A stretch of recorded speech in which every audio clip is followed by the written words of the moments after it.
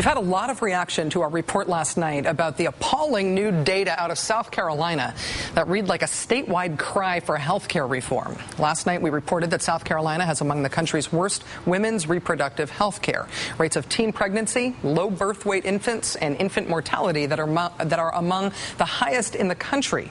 The rate at which young women in South Carolina receive the important and effective HPV vaccine also among the lowest in the country. But wait, there's more, and it's all bad. The state has the 5th highest rate of obesity. It has the highest stroke death rate of all states in the country and has maintained that distinction for 5 decades. It has the 2nd highest death rate for oral cancer. The life expectancy in South Carolina is the 3rd worst in the union. If Governor Mark Sanford, for example, decided to move to Argentina permanently, he would be among people expected to live at least a year and a half longer than South Carolinians are. In Argentina. Yeah, South Carolina needs better health care.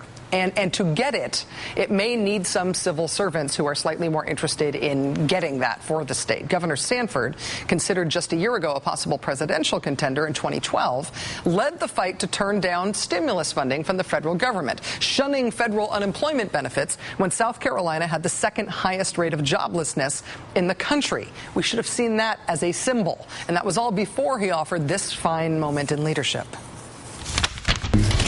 I've been unfaithful to my wife. I developed a relationship with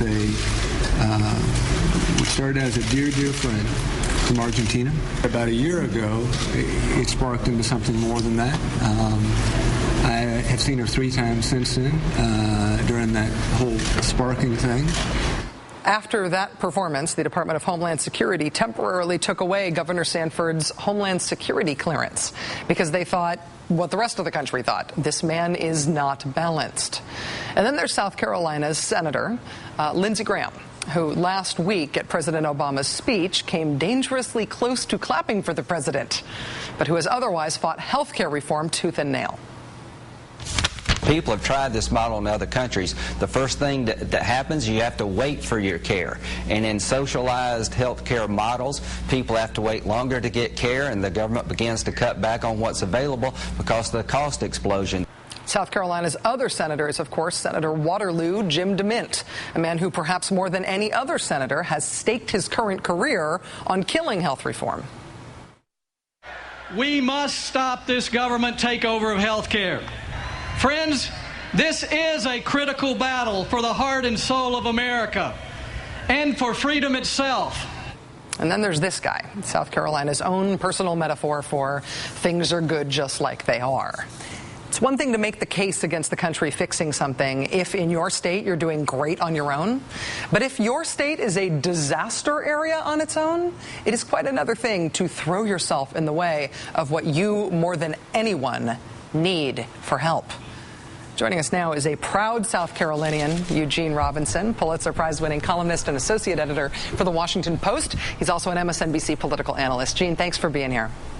Great to be here, Rachel. Is there a connection or a lack of a connection between South Carolina's bad health care outcomes and how violently opposed South Carolina's politicians are to health reform? It is. I think you'd have to call it a lack of a connection. It's amazing. You know, we don't have any health care, and we don't want the government giving us any. By God, it's amazing. You know, it is a problem. South Carolina has a lot of poverty, especially a lot of rural poverty, but there's urban poverty as well, and all that comes with urban and rural poverty, both black and white. And, you know, it's just the sort of reforms that are being talked about that perhaps could begin to move the needle on some of these awful indicators that South Carolina has had for decades. But our representatives, save one, most of our elected representatives here in Washington are dead set against it.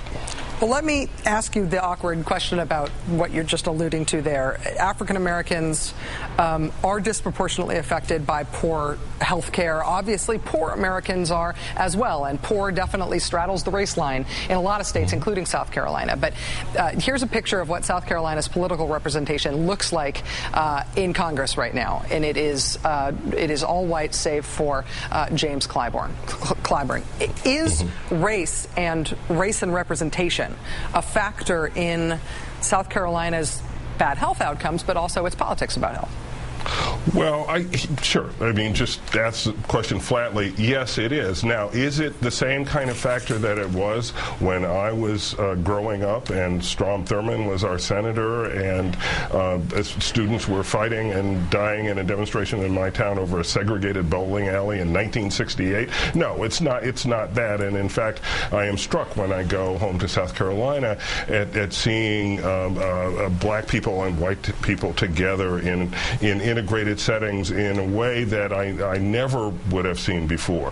That said, Jim Clyburn, the one African-American representative who happens to be the majority whip in the House, which gives him an awful lot of clout, talks about these health issues all the time and has for years and years. He is aware in very specific terms of what the situation is that faces poor people in South Carolina.